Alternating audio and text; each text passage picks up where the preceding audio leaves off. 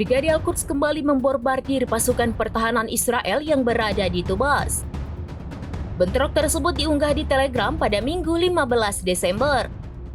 Dinarasikan Brigade Al-Quds meledakkan bulldozer dan tank musuh di Kem Al-Fara. Tak hanya itu, bentrok antara Brigade Al-Quds dan tentara Israel terjadi di Tubas. Akibatnya konvoi bulldozer musuh meledak satu persatu. Pasukan Israel dilaporkan tewas dalam bentrok tersebut. Brigade Al-Quds sayap militer Gerakan Jihad Islam menerbitkan adegan seorang tentara Israel ditembak di daerah penyerangan di selatan kota Gaza.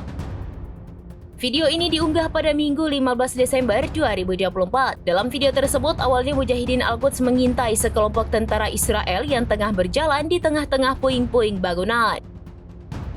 Mereka turut dilengkapi dengan senjata laras panjang. Tak berselang lama, tembakan pun diluncurkan oleh Brigade Al-Quds. Konvoi tank-tank Israel di Suriah saat ini telah menembus jauh ke pedesaan Quneitra pada Sabtu 13 Desember.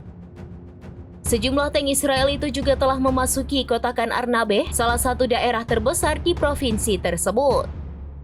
Dilaporkan pasukan Israel menduduki bekas pangkalan militer sebelum menarik diri. Adapun penduduk setempat di wilayah Dara diperingatkan untuk tetap berada di rumah. Dikabarkan Israel memperluas kendali di wilayah dataran tinggi Golan sejak jatuhnya rezim Assad.